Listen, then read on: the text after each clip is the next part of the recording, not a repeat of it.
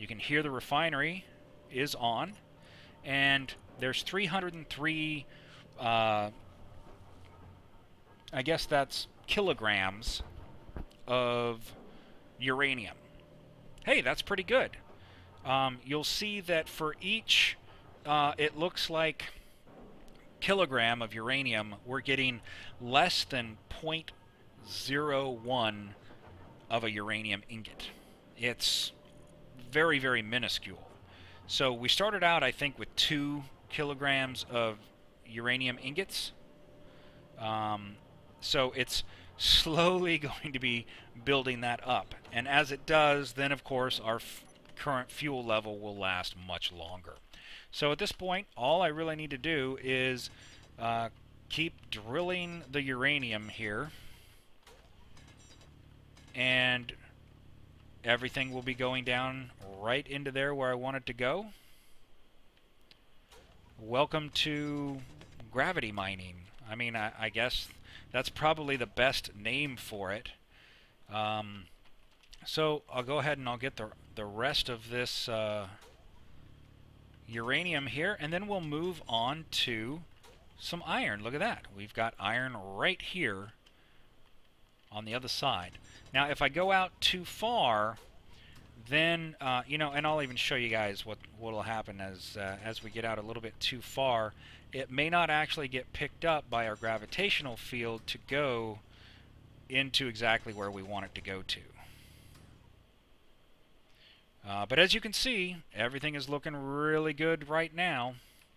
So as I get around over here, we'll eventually have something that falls down and doesn't go right where we wanted it to.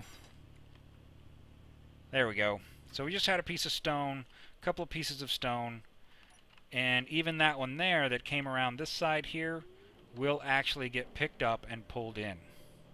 There it goes right there. And since the gravity generator is right there, that's exactly where it's going to go. This here is directly opposite, so it's hanging out down here. Then I can just go over and pick it up normally, like I would pick up anything else. I normally don't say what key I'll be pressing. For me, I'm pressing the F key. The default is T. That's why you'll see when I'm in front of it, press the T or F key.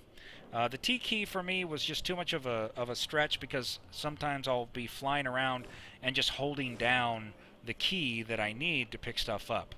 And so my finger would get a little bit tired being pulled out that far. Not really a big deal. But thankfully you can map pretty much anything to any key you want, including mouse keys. Which is nice for me because a lot of games don't recognize buttons beyond 3 on your gaming mouse. So here you can see that I did actually pick some stuff up while I was mining, but you don't pick up very much of it with this type of a drill. The hand drill is minuscule as far as how much it actually picks up. And here you'll see that we've got all this stone sitting in here waiting to go into the refinery.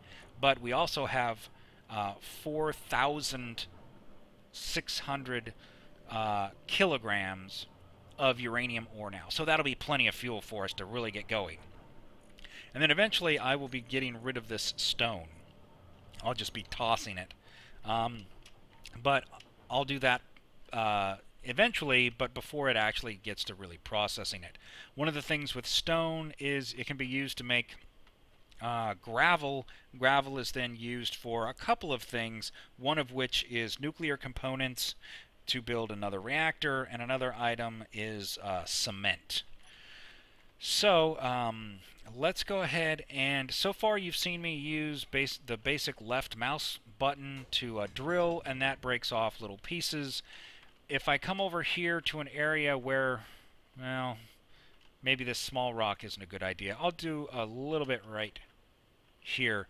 If I use the right mouse button, it actually destroys rather than collecting. So if you've got an area that you want to clear out that's got a lot of stone, then you can just hold down the right mouse button and it'll destroy all of whatever those resources are. So be careful with that, but it is definitely useful. Now, I am going to be digging this out because I want to make sure that I don't miss any uranium. Uranium is the key to my survival at this point, and so far we're doing pretty well with it. And then I am going to add to the size of this platform that I've built. And yeah, eventually these things, if I don't pick them up, they will despawn. So, you know, I'm not in any rush to get over there right now. Because, again, it is just stone. I will need some stone at some point eventually, so it's not going to hurt. But if it starts to take up too much space in my inventory, then I'll toss it. So now, we need to go ahead and start expanding this out. And since we're using the spherical gravity generator, I don't have to worry about it falling off and missing. All I have to worry about is getting it on top of the platform, and then that spherical gravity generator will eventually pull it down into where I want it to go to.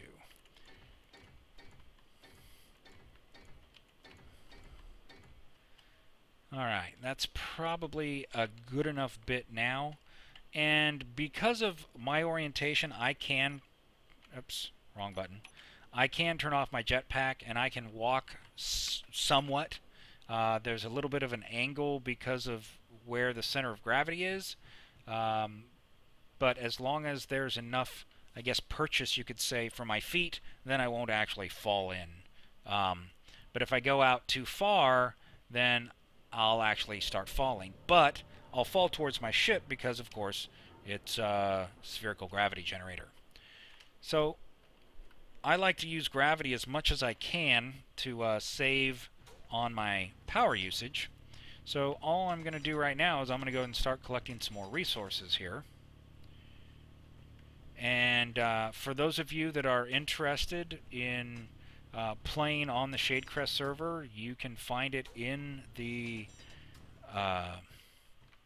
server settings for Space Engineers. Just look for the name Shade Crest, all one word. You'll find the server, and you're welcome to join. There's no password. You don't have to join the Shade Crest group in order to log in. It's not restricted in any way. We do just ask that, you play nice. So right now I am the only one on the server. That's right, all you goodies go down. I am also, if you look here on the player list, I am one of the admins on the server, so if there's any problems, you can let me know. And we'll try to get that resolved as quickly as possible.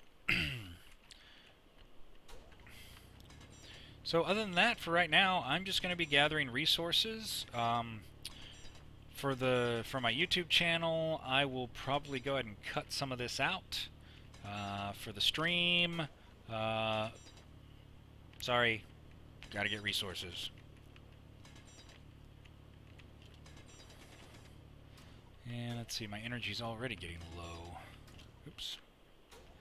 Yeah, one of the problems with flying against the gravity here is that these chunks of ore, if you're in between the ore and the center of gravity, it will actually kind of push you as it's trying to travel. So it can be a pain, but that's physics. So it looks like we're going to have a lot of resources in this area. Now, as far as the spawn mechanics go, there is no generic spawn. Like in Minecraft, you normally have one area that's typically near 0, where everybody spawns into the game, and that's your spawn area. With this here, because it's such a large possible area, and we have random generation turned on, you can literally be, 20 kilometers away from someone or more. So yeah, 20,000 meters away is easy to have happen. So the map size, I believe, is 50 kilometers. So that's 50-kilometer radius, not diameter, if I remember correctly. So from 0, you go out 50,000 meters in every direction, and that's the size of the map. So it's a pretty good size map. Looks like I'm going to need to go get some more energy here real quick. Not a big deal. Make sure everything there is going in properly. Yeah, everything looks like it's doing just fine. Piece of stone that hasn't been picked up yet. Not a big deal.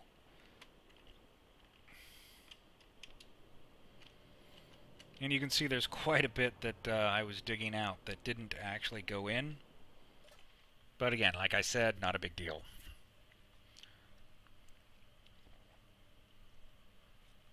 Okay, let's get our energy back up. And then we'll empty our inventory.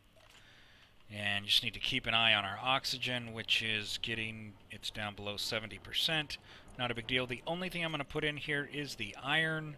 I do not care about the stone. So, in fact, what I'll do here is I'm going to take the stone out here, and let's go ahead and get as much of that uranium in there as we can. Quit grabbing stone. I don't want stone in there. And at some point, I will need to switch that over to oxygen, to iron. In fact, let's go ahead and see how long it says we have power for. I didn't check that while I was there. So we're currently up to 3 hours at our current having gravity on and having that refinery running full speed. So things there are looking good. Let's go ahead and get back up here. And I should be able to get to some of that silicon here in a little bit. One of the things I'm definitely going to need to do is I'm going to need to make an arc furnace. So there's a couple of different vanilla refining machines. One is the straight refinery, and that refinery processes all types of ore. Whether it's mod ore, well, so far, all mod ore has been configured to process in it. However, it's slower at processing certain things like iron. So there's a blast furnace, or I'm sorry, an arc furnace. It says blast furnace on the block. But that arc furnace processes iron very quickly. And then you also have it will also do, I believe, nickel at a decent rate, and then it will also do cobalt. And I believe those are the only three that it will actually process. But again, it processes all three of those at a faster rate than the standard refinery does. Recently, in one of the updates, they added upgrades, an upgrade system to the refinery and the assembler. It does not work on the arc furnace. So, like right now, I don't know if I will be able to make an arc furnace. So it might be better for me to just try and make some upgrades for the refinery that I have. Possibly there's an efficiency upgrade, which allows it to actually give you a little bit more resources per operation. There is one that will make it run faster, and one that will allow it to use less power. So you've got basically energy efficiency, productivity, and for speed, and what's the other way to say it? I guess it's a power upgrade, an efficiency upgrade, and well, you know, I could go ahead and look it up since I'm here. Why not?